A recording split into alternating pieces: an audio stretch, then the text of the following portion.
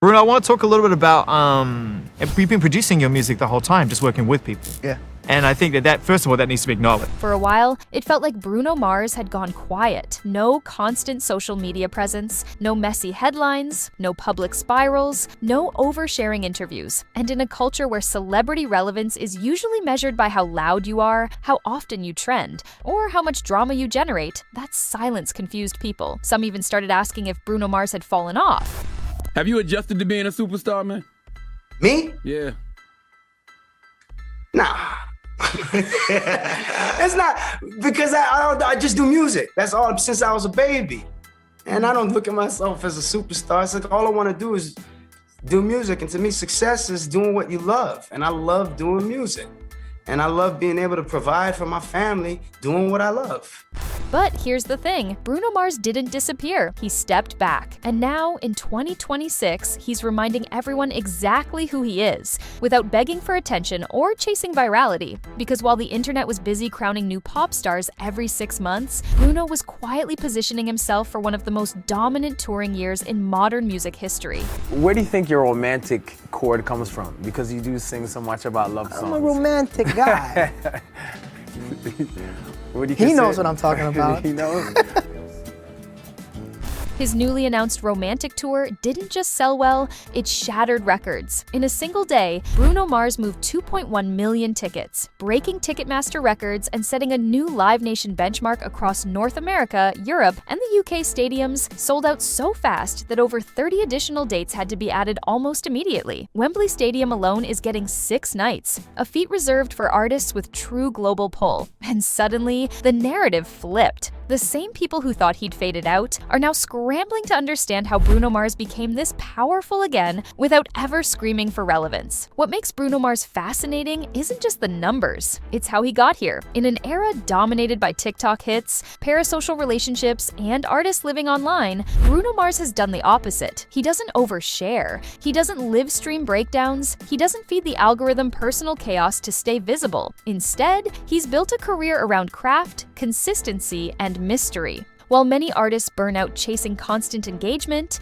Bruno mastered something that feels almost old school now, letting the work speak. Albums are spaced out, tours are intentional, public appearances feel curated, not desperate. Even his collaborations, like Silk Sonic with Anderson Paak, feel purposeful rather than trend-chasing. That restraint matters, because when Bruno Mars announces something, people still care. There's no overexposure fatigue, no "we just saw him last week" feeling. His absence didn't erase him, it preserved him. And now, with The Romantic, his first solo album since 24K Magic in 2016, Bruno isn't reintroducing himself. He's reminding the world that he never left the top. He just stopped yelling from it. Let's talk numbers for a second, because they're insane. Bruno Mars has sold 7.7 million tickets across 388 reported shows, grossing nearly $947 million in his touring career. On average, he sells over 20,000 tickets per show, with an average gross of $2.4 million per night. That's not hype. That's sustained demand. And what's wild is that he hadn't done a full tour since 2018's 24K Magic Tour. Instead, he held residencies, popped up internationally, sold out Tokyo Dome 7 times, played massive stadium runs in Brazil, and reopened Mexico City's Estadio GNP Seguros, with 3 sold-out nights grossing nearly $18.4 million. That means this demand didn't come from over-promotion. It came from trust. Fans didn't forget him. They waited. The Romantic Tour isn't just a tour. It's Bruno Mars' first ever full stadium run, spanning continents, backed by Live Nation, and supported by artists like Victoria Monet, Ray, Leon Thomas, and Anderson Paak as DJ Pee-wee. This isn't a nostalgia act. This is a power move. There's another reason this comeback feels so clean. Bruno Mars has largely avoided the kind of public mess that derails careers. No highly publicized feuds, no bitter ex-exposés, no scandal cycles that overshadow the music.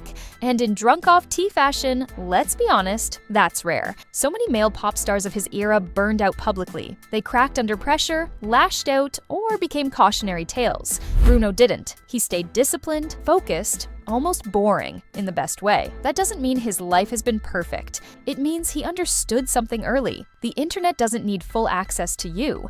And by keeping his personal life guarded, Bruno protected the brand, the art, and his longevity. Now, when he steps on stage at Allegiant Stadium or Wembley, the story isn't about controversy, it's about performance, music, spectacle, romance, energy, precision. That's why he can sell out stadiums without manufacturing drama. What's especially interesting about the Romantic era is that it isn't trying to make Bruno younger, trendier, or louder. It leans into maturity, confidence, old-school showmanship. In a culture obsessed with youth, Bruno Mars is proving something quietly radical. You don't have to reinvent yourself every year to stay relevant. You just have to be excellent when you show up.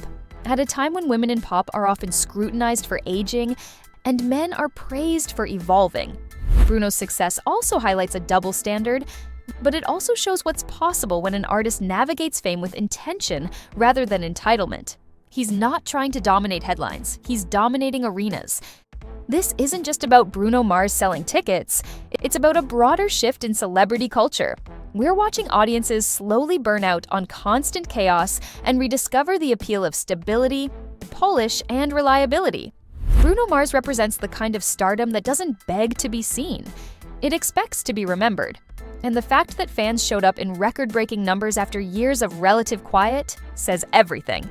People didn't forget the music, they didn't move on. They were just waiting for him to come back on his own terms. That's power, not algorithm power, not scandal power, real, earned cultural power. Bruno Mars didn't win 2026 by being loud, he won by being patient. While the industry chased trends, he built trust. While others overshared, he preserved mystery. And while people questioned his relevance, he was quietly preparing one of the biggest tours of the decade. So no, Bruno Mars didn't disappear, he just reminded us that sometimes the most dangerous move in pop culture is knowing when not to move at all. And honestly, that's kind of iconic. Have you adjusted to being a superstar, man? Me? Yeah. Nah. It's not because I just do music. That's all since I was a baby. And I don't look at myself as a superstar. It's like all I want to do is do music. And to me, success is doing what you love. And I love doing music. And I love being able to provide for my family doing what I love. Where do you think your romantic chord comes from? Because you do sing so much about love songs. I'm a romantic guy. He knows what I'm talking about. He knows? Bruno, I want to talk a little bit about, we've been producing your music the whole time, just working with people. Yeah. And I think that first of all, that needs to be acknowledged. Have you adjusted to being a superstar, man? Me? Yeah. Nah. It's not because I just do music. That's all since I was a baby. And I don't look at myself as a superstar. It's like all I want to do is do music. And to me, success is doing what you love. And I love doing music. And I love being able to provide for my family doing what I love.